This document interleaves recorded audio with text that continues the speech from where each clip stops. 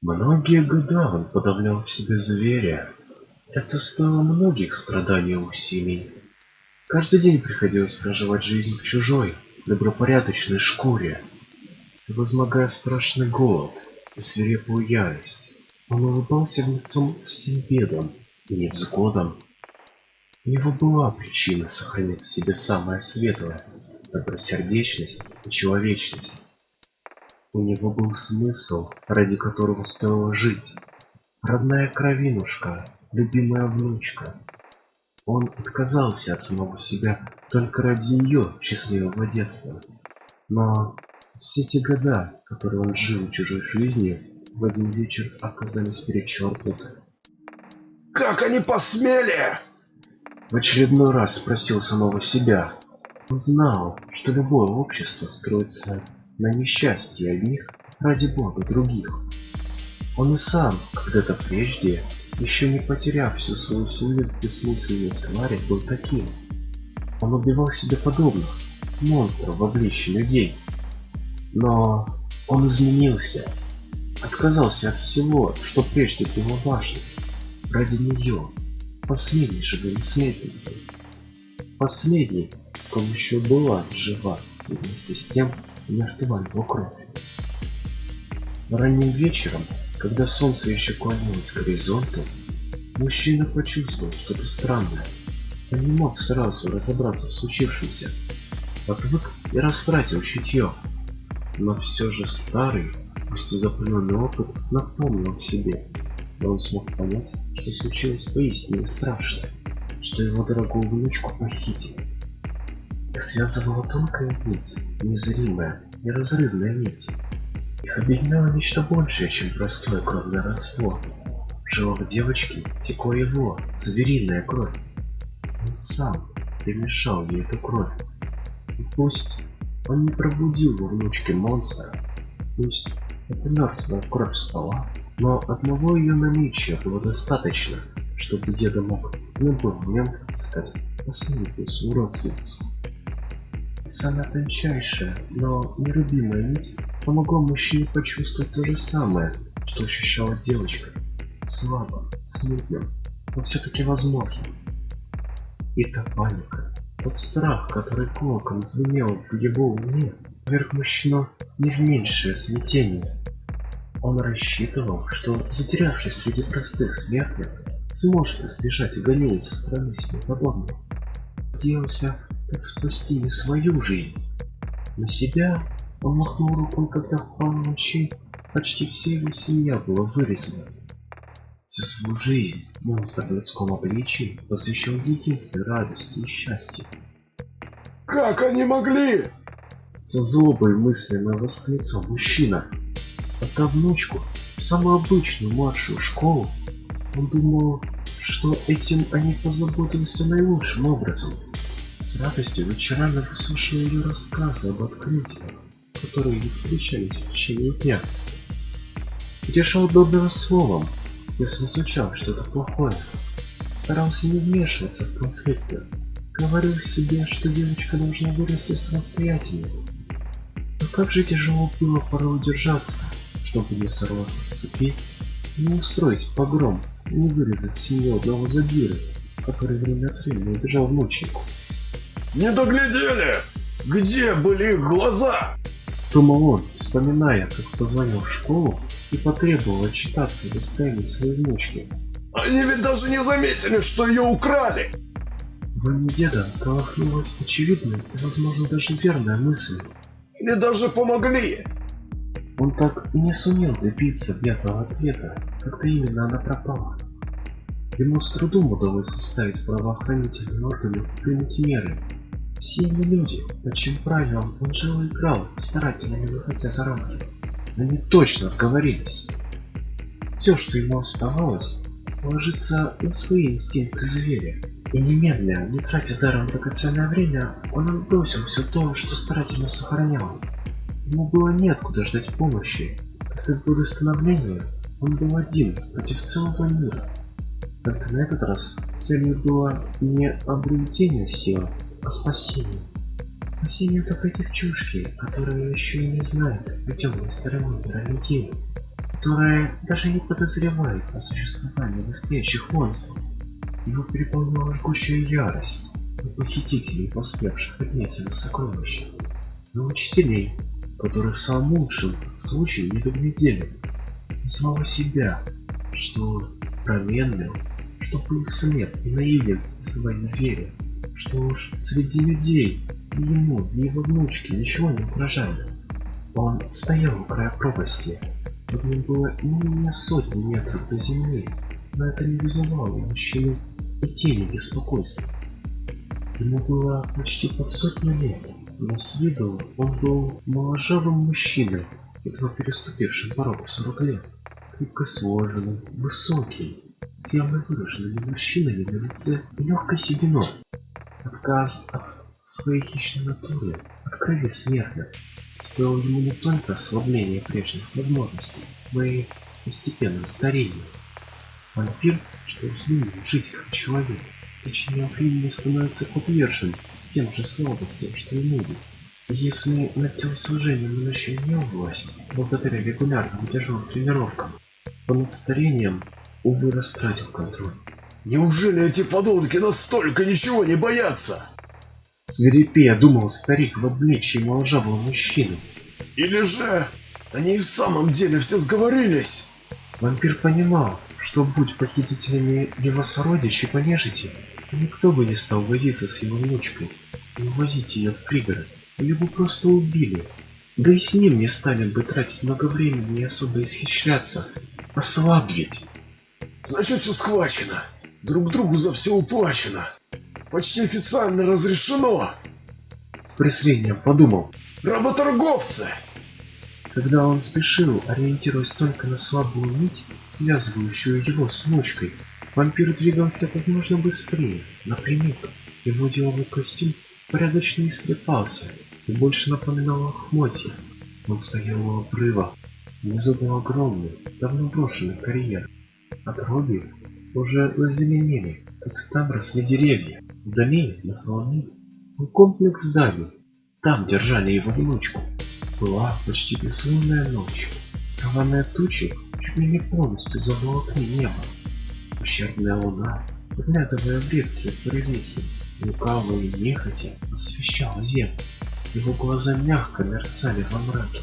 Ему не нужен был свет, чтобы видеть, ведь ему было лучше видно в кромешной темноте. Ветер, порывисто налетая, пытался скинуть вампира в бездну.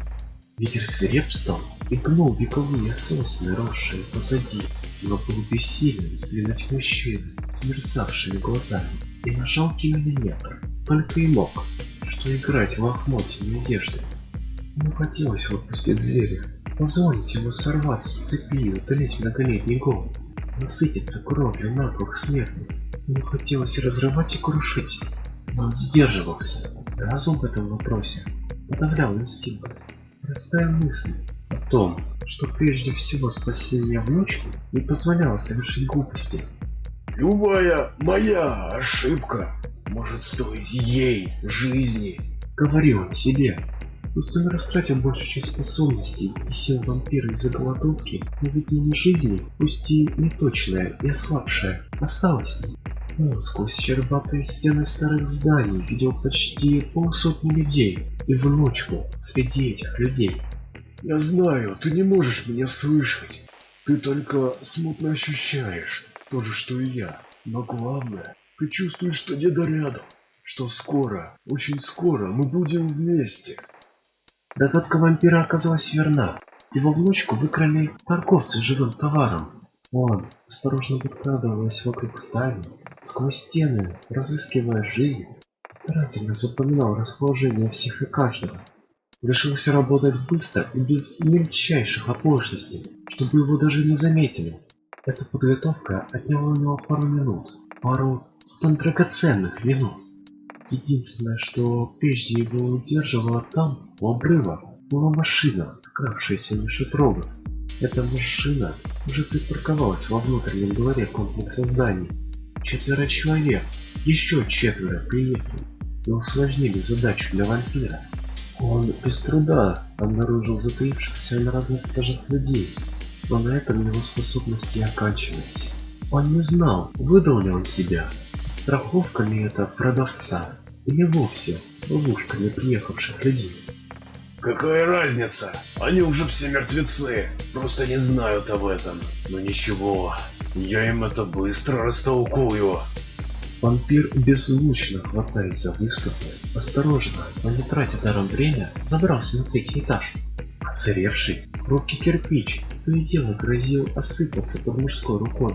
Но он отчетливо чувствовал, когда подобное могло случиться, и успевал вовремя убрать руку. Как и думал деда, люди на этажах устроили засаду. Ему пришлось выждать, пока луна, так не вовремя выглянувшая и освещающая здание с его стороны, не скрылась за особо густыми тучами. Со всей возможной осторожностью он быстро выглянул, его не заметили. А вот он совершенно точно запомнил, где засела его первая жертва. Он зря опасался, что засаду устроили на него. Тот человек, сжимавший автомат, носил в особо темном месте, за развалинами старого шкафа, и держал на прицеле собравшихся во внутреннем дворе людей. У каждого внутренний голос свой, привычный. Тот же голос, который прозвучал в уме вампира, мало походил на человеческий. Пора! Жатва! Рывком запрыгнув в разбитое окно, приземлившись мягко, как кошка, вампир одним шагом преодолел комнату из одного конца на другой. Человек успел что-то заметить. «Слаб! Слаб!» — нервно подумал вампир, заметив, что дуло автомата дрогнуло и начало смещаться в его сторону. Его рука была тверда, как и в прежние времена. Уж чего-чего, а навыков умертвить смертных он не растерял. Как курица, одним движением он свернул шею, перехватил автомат, не дав тому упасть и выдать его. Впился в шею жертвы. Пара мгновений, не больше, только снять самые сливки. Словно пряное, горячее вино, кровь приятно обжигала глотку и желудок. И человек слабый корм. Пусть он выпил совсем немного, не было времени осушать жертву полностью, но и того, что он выпил, хватило, чтобы вскружить голову, а по телу разлилось ощущение силы, не той, которой он обладал прежде, всего лишь ее тенью, но и этого было вполне достаточно, чтобы увериться, что он справится со всеми теми людьми, что собрались вокруг. Тело нисколько не изменилось. Деда понимал, что ему потребуется время, чтобы его тело вновь стало молодым, чтобы его ослабшие зубы опять стали оружием, чтобы все его тело стало великой силой. Не тратя даром время на пустые размышления, вампир легким, беззвучным бегом добрался до следующей жертвы, а потом еще до одной. И еще. Он отпивал от каждой только самое-самое лучшее, понемногу, помаленьку, но он пьянел. Как человек, давно не выпивающий крепких напитков, так и вампир, отвыкший от вкуса горячей крови, легко пьянел. Прежние времена, впрочем, то были прежние времена. Словом, на одной из последних жертв он допустил непростительную оплошность. Не схватил выпавший из рук жертвы оружие. Гулкий бряк и разом смолкший во внутреннем дворе разговор насторожили вампира. Ему потребовалось пара мгновений, чтобы сообразить, как именно и насколько серьезно он оглашал. Проклятая кровь! Его сердце, ругая свою нынешнюю слабость, подумал вампир, уже хватая с пола автомат. План по тихому умерщвлению жалких смертных. Провал. План хаоса страх в обработке. Скинув автомат, неприцельно, короткими очередями, поливал кого только замечал. Он не стоял на месте, пробегал вдоль обрушившейся стены, и прежде чем жертвы сообразили, что вообще происходит, уже нырнул в переход между этажами. Ему пришлось успешно вспомнить, где именно он убивал прежде, а после не менее быстро бегать по помещениям с подбираемыми автоматами и посыпать огнем тех, кто рассыпался по внутреннему двору. Люди, стоит отдать им должное, не собирались так просто умирать. Они не стали грызть друг другу глотки, поняв, что кто-то, вероятно, предатель.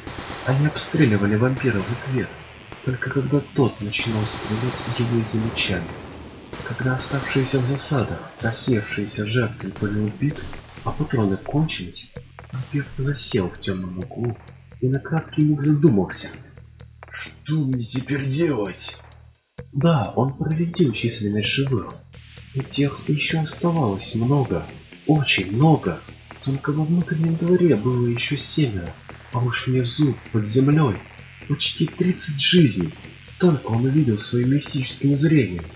Смертные, что были во внутреннем дворе, догадались, что у нападающих серьезные проблемы.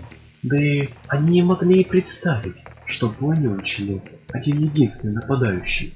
Они предлагали сдаться и даже обещали подлатать раненых. Но дед отлично понимал, что все это жалко и уловка. Ответ, что же делать, жертвы подсказали сами. Двое, по-видимому, храбрецов, или скорее глупцов, зашли в здание и стали его прочесывать. Они осматривали совсем другое здание, не то, где был вампир, но последний с легкостью поправил положение. После, уже осушая без остатка убитых, решил на отчаянную меру. Будет больно. Возможно, я буду восстанавливаться с пару недель. Но оно того стоит. Все ради тебя, моя дорогая внучка. Все ради тебя. Вампир пробежался по всем зданиям, в которых были убиты им люди. Осушил даже тех, чьих жилах уже застыла кровь. На вкус приотвратнейшая дрянь. А после, собравшись силами, сделал то, чего опасался, чего страстно желал. Выпустил на волю самую страшную часть себя. Внешне он ни чуточку не изменился, но движения стали невероятно быстрыми. Он одним шагом пролетал через переходы, коридоры, кабинеты. С легкостью запрыгнув на крышу здания, он, не подходя к краю, запомнил расположение еще живых мертвецов. А после, одним рывком, преодолел всю крышу, упал грозной смертью на голову одному из людей. Прежде чем его заметили, он успел рвануть к другому и одним ударом оторвать голову. Выхватив из ослабших рук пистолет, вампир рванул в сторону и расстрелял еще одного человека. Стрелял бездумно, быстро. Слишком быстро, ведь из 7 выстрелов только 2 угодили в жертву. Но и этого хватило.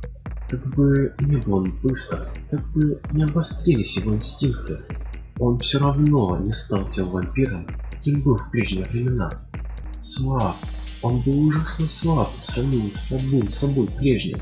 Раньше он бы заметил, что потратил даром спасительные секунды и метнулся бы сразу в сторону, но он промедлил и заслуженно получил целых 8 пуль в тело. Именно столько он получил ран, прежде чем смог добить оставшихся двоих. Чтобы не помереть и справиться с оставшимися там, под землей, он осушил всех, кого нашел во дворе. И этого оказалось мало.